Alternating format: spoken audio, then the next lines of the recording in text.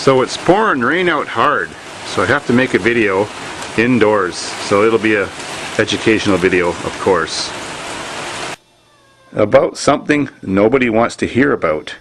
Well, I mean hear. What comes out of there? What? More random kitties?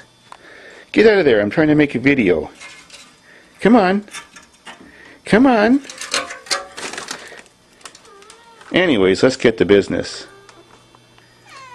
Well, anyways, this video is about how mufflers work. If my stupid kitties can get out of the way. Mufflers work by two principles: noise cancellation and wave clipping. In any muffler, you usually have these two pipes: input, output. These pipes have perforations or holes. That clips the waves, the sound waves. That kind of works how a microwave works. If you look at a microwave really closely, you see all the little holes so you can see your food. Well, how come the microwaves don't come out and fry you? You know, like cook your brain.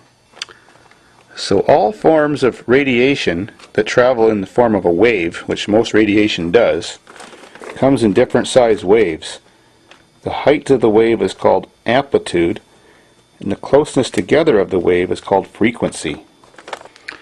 Well, back to clipping. If a wave is big, but it tries to get through a tiny hole, it gets the top and bottom of it chopped off, so you only get part of a wave coming out. Same as the perforated pipes in a muffler. That's called clipping the waves. Well, a full wave looks like that, and a clipped wave looks like that, all chopped up.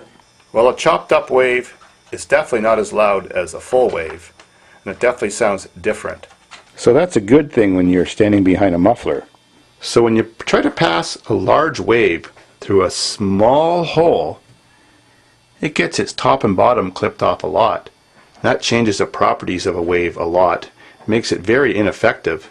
So if you did put your hand here, there might be the tiniest bit of radiation, but not really much to bother you. Same as in the muffler. But as you can see, all these little pockets and little holes like to corrode and seal up. So the air can still get out, or the exhaust, through these holes. Gas in, gases out. So the other way a muffler works is by noise cancellation. So now you have the weakened chopped waves emanating from these pipes, bouncing around inside this double-walled chamber.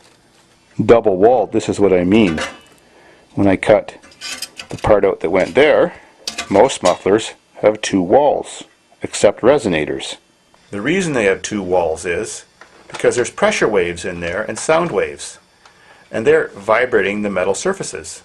So if these metal surfaces were being vibrated by those waves, well then the outside surface of a muffler would become like a speaker, and then even though if you might have no sound coming out there, the outside of the muffler would be radiating sound. Right, kitty?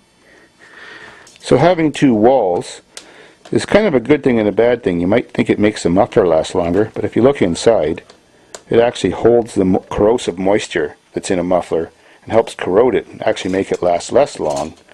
But the fact that there's two pieces together, it doesn't act like a speaker. The sound is cancelled. There's noise cancellation. There's noise cancellation in here, and there's noise cancellation in here, which I'll explain now. When waves of sound are radiating inside here, they're bouncing off and they're radiating back again. Well, since the frequency is almost consistent, same frequency radiating off here as is radiating off the walls, it's called the canceling effect, wave canceling. One wave hits the other wave, and every action has an equal and opposite reaction, so that cancels the sound. So even though there's a direct hole here and a direct hole here, well, those clipped waves are getting canceled. As you can see, a big wave can't fit through a small hole, and that's how you end up like this. So that's a weakened wave. So you have the two forces, clipping and canceling. Now you know how it works. And dampening with two walls so the outside of it doesn't become a speaker.